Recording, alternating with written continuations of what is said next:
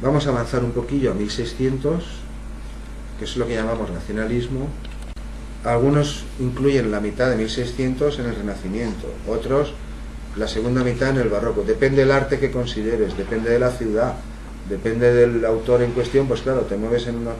Es el mismo mundo. El Renacimiento y el Barroco no difieren en muchas cosas, claro, pero en esencia la forma de vida o de pensar es prácticamente la misma.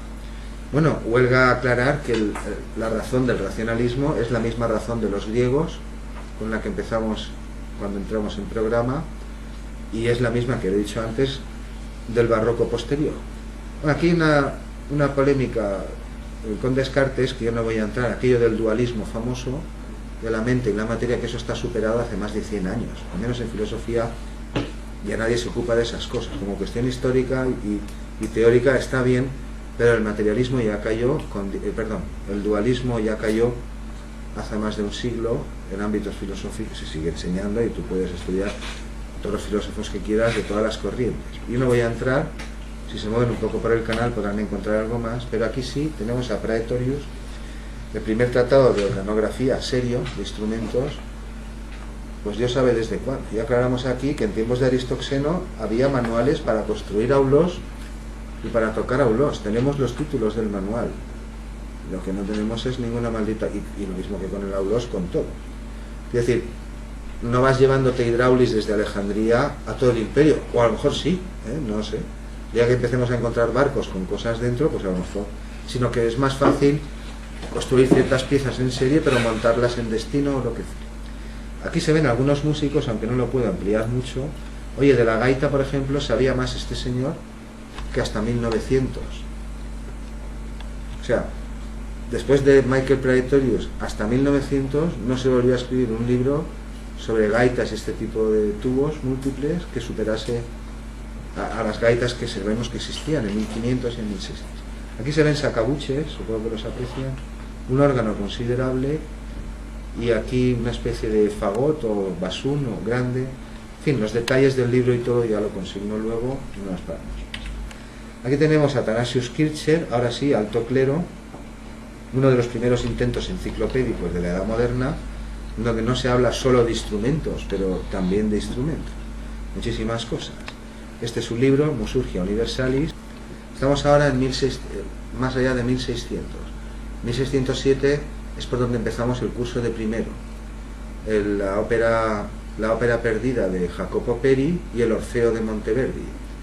Así empezamos el curso y así empieza el vídeo que tuvieron que ver para el primer examen. Este es Athanasius Kircher, alto clero. Este también, Marin Mersenne, alto clero. Este es el padre de los principios de la acústica actual, según los entendemos. Es decir, las leyes por las que vibran en el sentido moderno. Las cuerdas, cómo construimos los instrumentos, las cuerdas, los tubos y también las placas, ya las formuló Marin Mersenne en 1600 en su famoso libro La Armonía Universal. Y este es Pietro de la Valle, que de nuevo 100 años después de Vicentino volvió a construir un nuevo clave triarmónico para seguir experimentando con lo mismo. Pues este es un racionalista, se puede ver como un ilustrado, se puede ver como un renacentista, que repitió los intentos de Nicola Vicentino. Y este es Giovanni Battista Doni, que por la misma razón construyó una lira barberina, le puso ese nombre por el apellido del cardenal que le financiaba, para interpretar modos griegos. La lira barberina tiene 2 sistemas de mástiles, incluso esta tiene 3, pero no son los 3 diatónicos, claro, sino que son para interpretar los famosos géneros griegos, que son los que figuran aquí. Los mostramos en alguna de las primeras clases. Este es el nuestro, es decir, 2 tetracordos diatónicos conjuntos que compartan una nota común dan una escala de 7 sonidos, pero no una octava completa, mientras que 2 tetracordos diatónicos disjuntos, es decir, que no compartan ninguna nota, dan una octava, y lo que queda en medio es el tono exacto. No sé si se ve lo que estoy diciendo. Bueno, algo les tiene que sonar de los tetracordos. La, sol, fa, mi, re, do, si serían 2 conjuntos, es decir, la nota mi es común para el tetracordo superior. Voy para abajo porque ellos teóricamente teóricamente las describían de arriba abajo. Nosotros teóricamente las describimos de abajo arriba, pero cuando vamos a componer hacemos lo que nos place, para que no me confundan las dos cosas. La teoría sirve para explicar cosas y construirlas, pero la teoría no es lo que ocurre en la calle. Mientras que si es la, sol, fa, mi, re, do, si, la, pues no hay nota común, sí que tengo un ámbito de octava y lo que queda entre el mi y el re es un tono. El tono se puede obtener por 9 octavos de cualquier tubo o de cualquier cuerda, o sobre una cuerda. Si yo resto una quinta de una cuarta, no hace falta que lo pinte, ya lo pintamos o hace falta. ¿Entienden lo que estoy diciendo? Bueno, este es el meollo del curso. Pues aquí tenemos algunos de los instrumentos nuevos que diseñó Giovanni Battista Doni. Él es famoso también porque parece ser que es el primero que propuso y consiguió establecer cambiar la nota ut, el nombre de la nota que hoy llamamos do, y antes se llamaba ut hasta sus tiempos, por la nota do.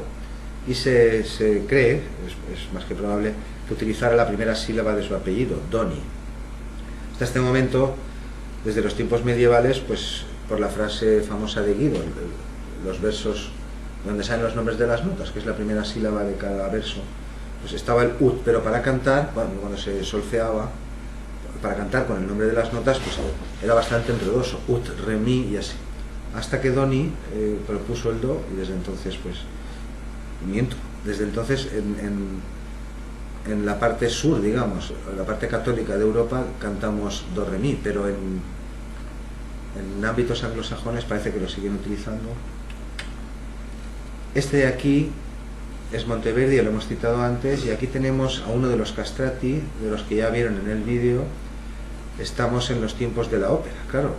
Lo que están intentando hacer los renacentistas con la ópera, o con los dramas, melodrama en música, esas formas experimentales, en cierto modo es recrear, y así lo dicen algunos, en el programa está también, recrear aquellos espectáculos cantados y declamados de la antigüedad.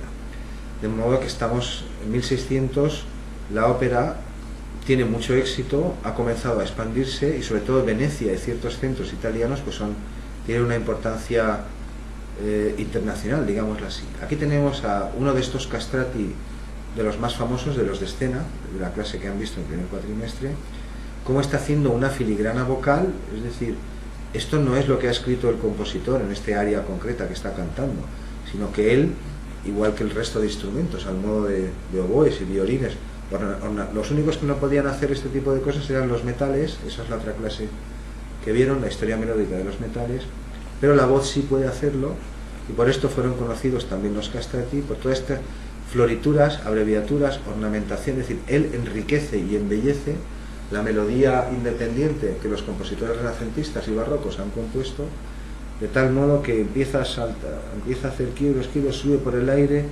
rodea en la torre de la famosa plaza de San Marcos, y en fin, es un alarde de técnica. Y esta es la famosa iglesia de San Marcos, la misma que está aquí representada desde un ángulo, desde aquí.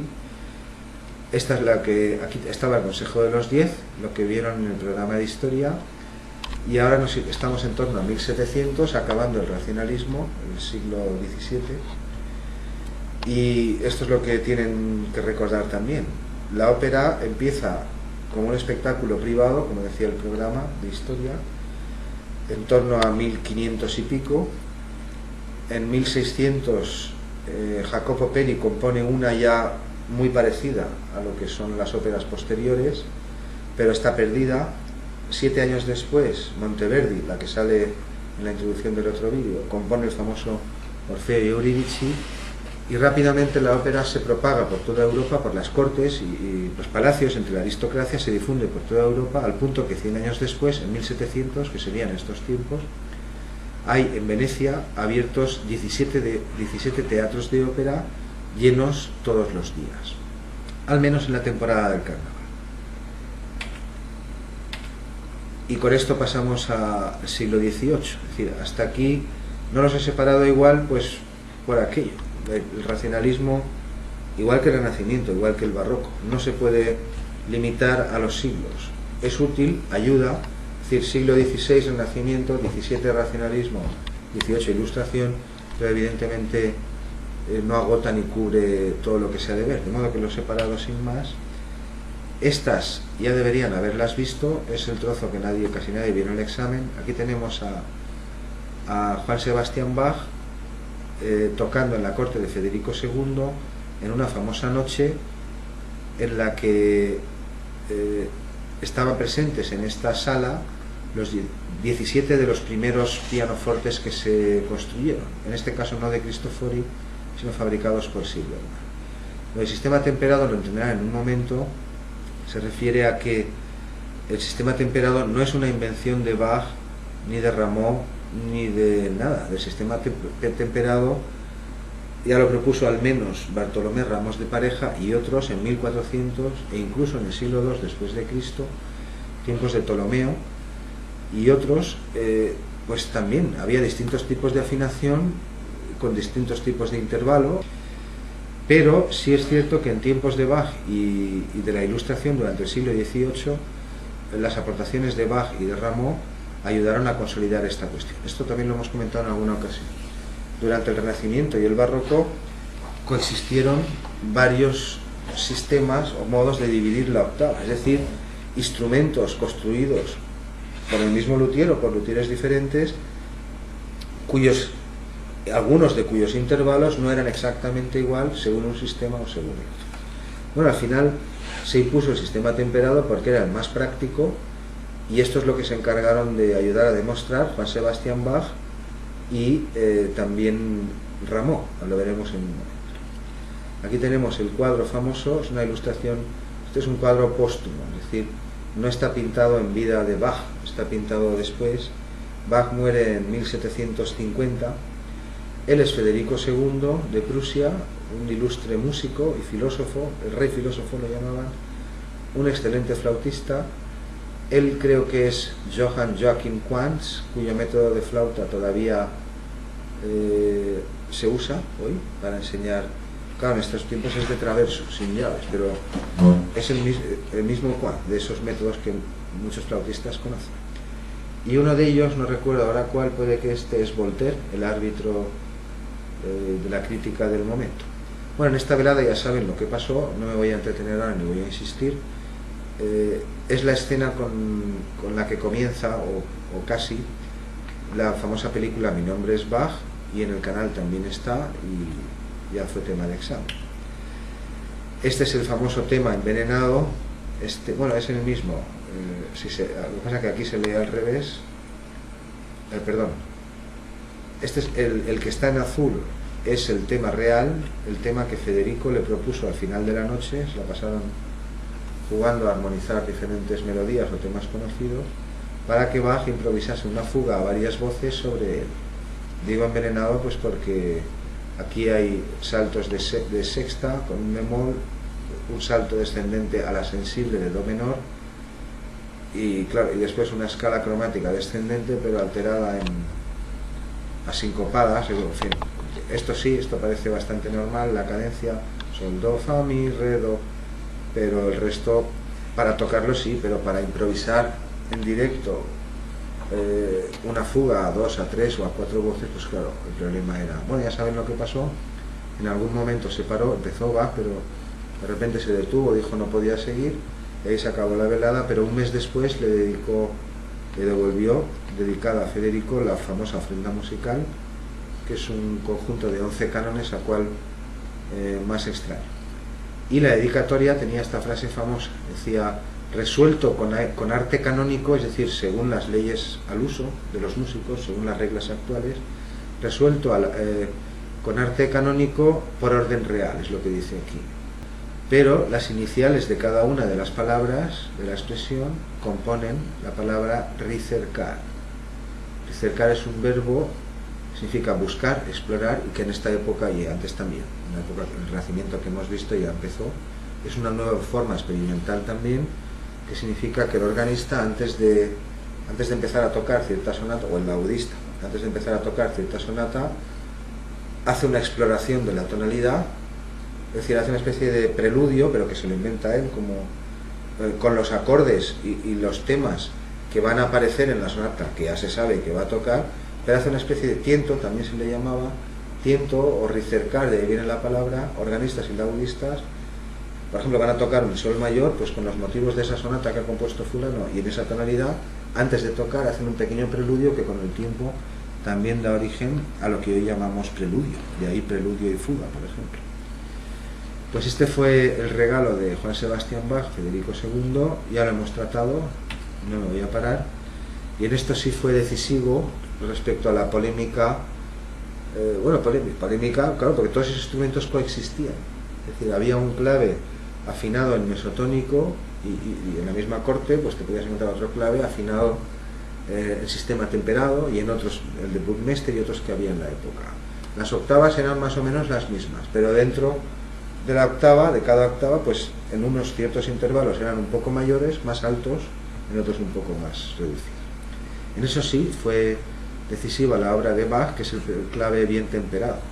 El clave bien temperado, esta es la portada, la primera de la edición manuscrita, es una colección de, creo que son 7, 14, 28, 42, creo que son preludios y fugas que empiezan en do mayor, do mi, sol, do mi, sol, do mi, ese es el famoso, y van procediendo por las tonalidades sucesivas y sus relativos. Es decir, lo que mostró Bach es que dividir la octava en 12 semitonos iguales, que ya se venía haciendo, era el método más práctico y eficaz para modular a cualquier tonalidad lejana, fuera tonalidad principal o relativo, sin mayor problema.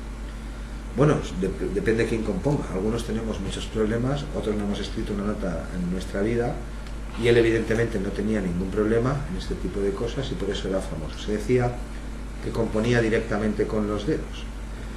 Por un lado, Bach escribió esta pieza, por el otro lado, Rameau escribió el primer libro de armonía de la historia, de armonía, un texto académico, como lo entendemos hoy, de análisis de los acordes y sus funciones, y entre los dos, uno compuso una obra de arte, el otro escribió un manual técnico-científico, y entre los dos afianzaron el sistema temperado ya en adelante, y hoy es el único que utilizamos. Pero círculos e intentos de cuadrar las octavas hubo muchísimos. Aquí, por ejemplo, vemos un círculo de terceras, el que hemos visto este es de quintas, do, sol, re, la, mi, si. Es lo mismo que los sostenidos y los bemoles. Pero aquí vemos otro de terceras, este es Rameau. El acorde de naturaleza es el nombre que recibía en estos tiempos, durante el siglo XVIII, la serie armónica, el fenómeno de las tríadas, que es lo primero que empieza a tratar Rameau en su famoso libro.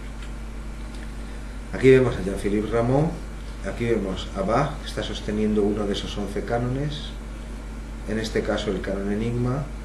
Este es Mason, otra voz importante, que también hemos hablado de él el primer cuatrimestre, y esto es otro círculo de terceras, no de quintas. Bueno, y lo hubo también de cuartas, hubo círculos tonales o intentos teóricos de mostrar cómo se podía proceder para modular y también para construir instrumentos, y en medio hemos situado a Schoenberg, que es con lo que acaba el programa de este año de estética, por una razón similar. Es decir, Schoenberg quizá asestó el golpe de gracia a la tonalidad, como dicen algunos, o quizá no, porque lo que el oído humano sigue reconociendo, digo humano ahora, incluyo cualquier cultura, sigue reconociendo con mayor facilidad y como invariablemente, si no bello, aceptable, pues son tonos y semitonos, en la proporción que sea, da igual ahora pentatonía que lo que fuere.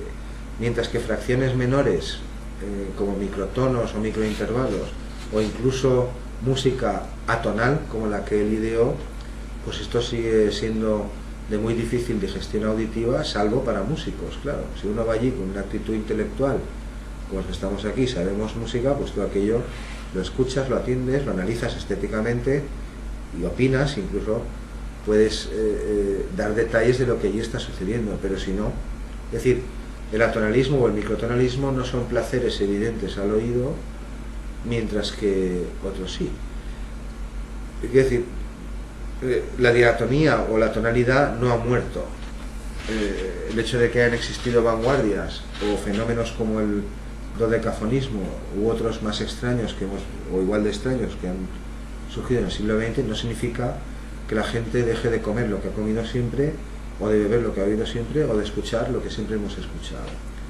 Pero le cabe el mérito, y otros ya los veremos al final del programa, de haber sido el primero en argumentar que las disonancias y todo el tejemaneje discursivo de la polifonía en Occidente, desde 1200 hasta sus propios tiempos, pues no era una cosa, es decir, que la disonancia no es lo opuesto a la consonancia. Eso es lo que vino a decir Schoenberg, está en programa, lo leeremos en detalle.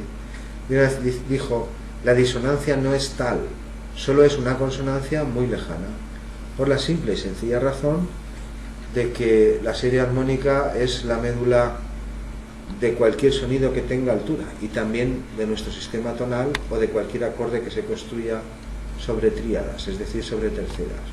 Es decir, ciertamente no de un clúster, ¿no? Pero realmente es un clúster, solo que está ordenado. Es decir, no están las notas dispuestas aleatoriamente. Los primeros bloques son los intervalos universales, octava, quinta, cuarta, después una tercera, después otra tercera, después una tercera diferente, y a partir de aquí, que es más o menos la tercera octava, do, do, do, o casi en la cuarta, ya comienzan a aparecer no todos los demás cromatismos de nuestra escala, sino todos los sonidos posibles. Bueno, eso dice la teoría. La teoría dice que la serie es infinita, y esto es lo que argumentó Schoenberg. Dijo, esto de aquí no es una disonancia respecto a esto de aquí, es una consonancia como todas las demás, porque ocurre a la vez. Si algo empieza a vibrar un cierto número de veces, el aire no puede dejar de vibrar al doble, y a su razón 3 medios, y a su razón 4 tercios, y otra vez a la octava, etcétera, y también a estas. Todo no lo oímos, y hay un límite a la percepción, pero en teoría la serie es infinita. Quizá aquí lo veamos mejor. Es decir, aquí se representan solo no están los 32 primeros, faltan algunos por aquí en medio. Nosotros oímos do, pero el aire está vibrando a todas estas frecuencias. ¿Qué es lo que ocurre? Pues lo que ocurre es que el do es el que más veces aparece. El primero es do, el segundo es do, el cuarto es do, y después cada cierto tiempo también. Es decir, el do lleva mucha ventaja, además es el fundamental, el más grave, es decir, absorbe la armonía de cualquier nota que suene por encima, y además son los más prominentes. Es como un pastel de bodas en donde es evidente que la parte de abajo pesa mucho más que el séptimo piso. Es decir, nosotros o cualquier oído humano, y también los animales, porque los animales tienen un oído muy sutil para los timbres, es decir, para la composición armónica de los diferentes sonidos de la naturaleza, pero en nuestro caso nosotros oímos un solo sonido, que es esta onda verde, es decir, conscientemente, en cortes. El oído sí oye todo esto, la cóclea, perdón. El caracolillo que hay aquí, la cóclea, el órgano de la audición, eso sí que capta todo, y por eso distinguimos el timbre de uno, de otro, etc. Pero en destino, conscientemente, digamos, yo solo oigo un do, no oigo todo este pastel. Eso es lo que está ocurriendo. Es decir, la suma de muchas frecuencias múltiples en mayor o menor grado, que es lo que vino a decir Schoenberg, es percibida como una resultante, que es la nota real que estamos escuchando.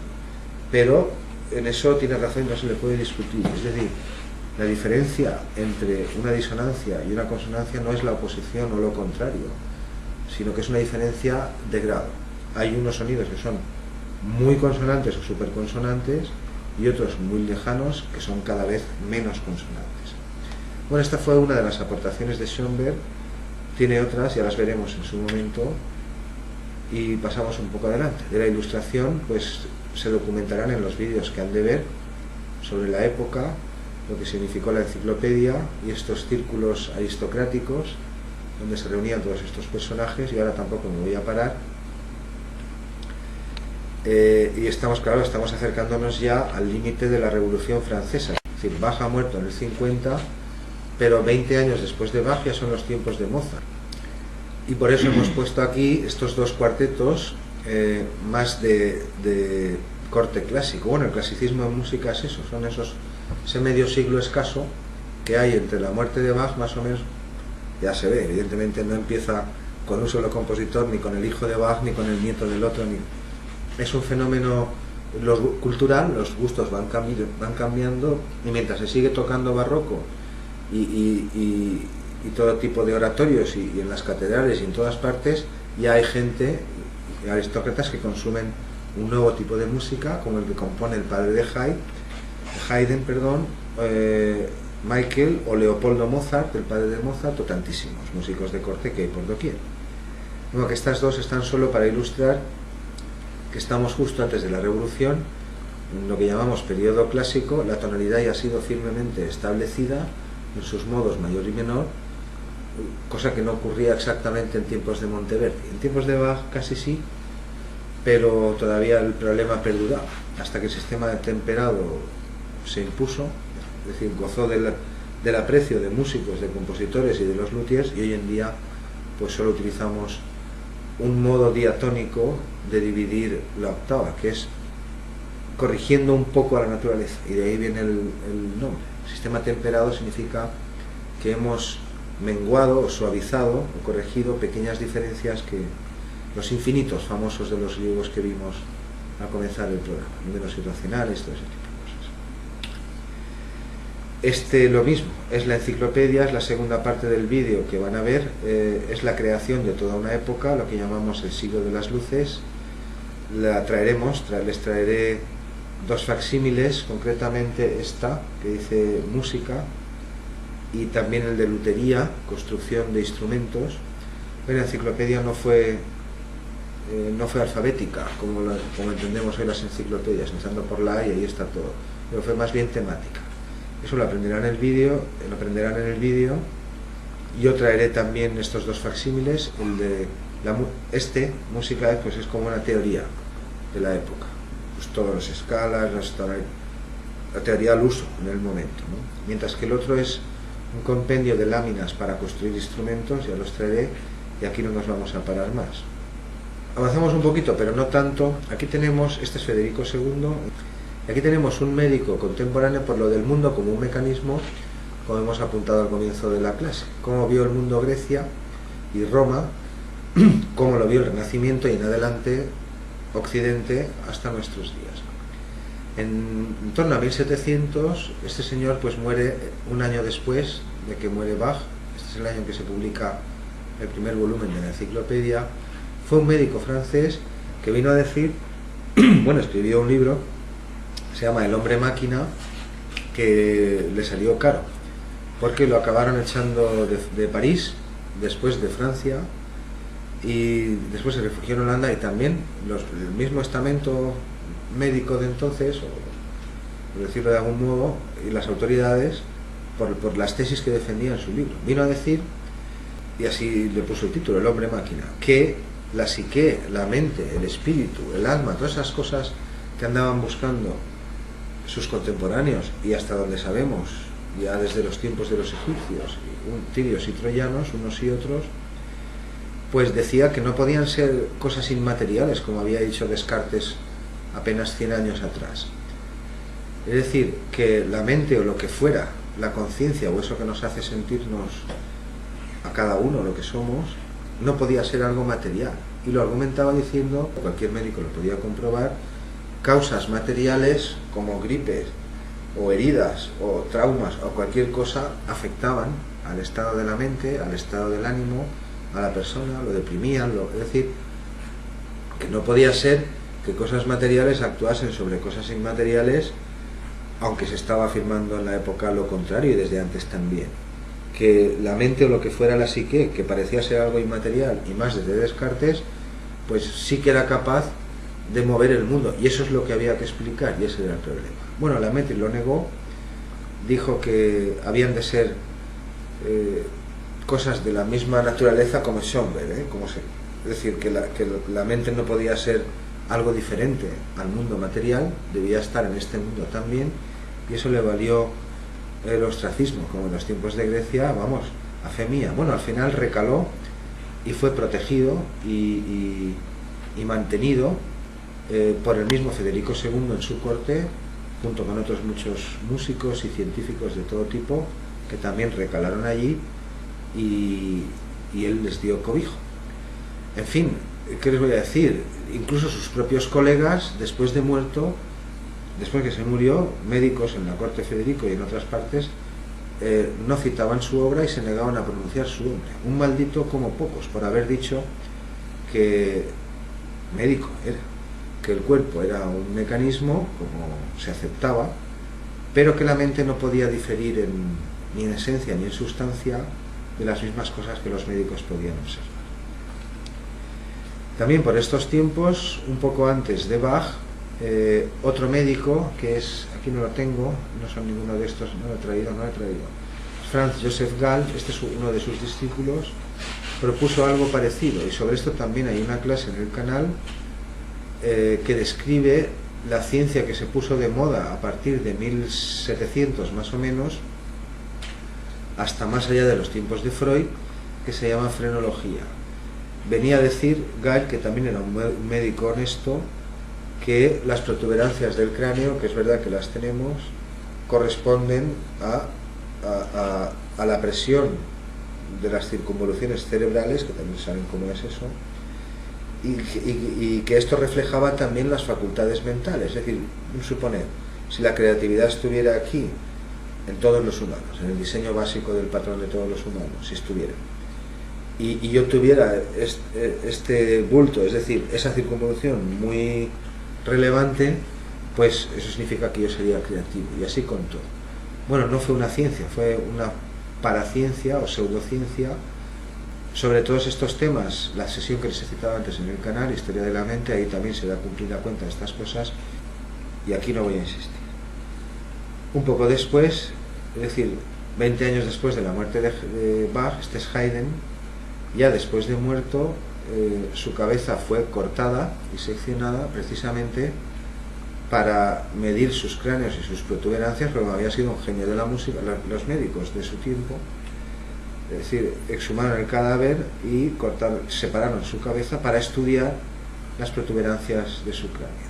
Esto que vemos aquí es Mozart en el lecho de muerte, en donde se dice que compuso su famoso Requiem, o al menos lo acabó, y este es el personaje heredero de esta época que encarna los valores que después la revolución consagra, valores cívicos, digo, libertad, igualdad, esos valores que proclama, y que no son otros que los nuevos derechos políticos que los aristócratas ilustrados venían hablando en sus salones y en sus palacios, igual que hablaban de filosofía, del eslabón perdido, de la música de los griegos, de la frenología y de todo, pues también hablaban de política o de derechos sociales, como son más conocidos hoy, y él fue el heredero de toda esta tradición.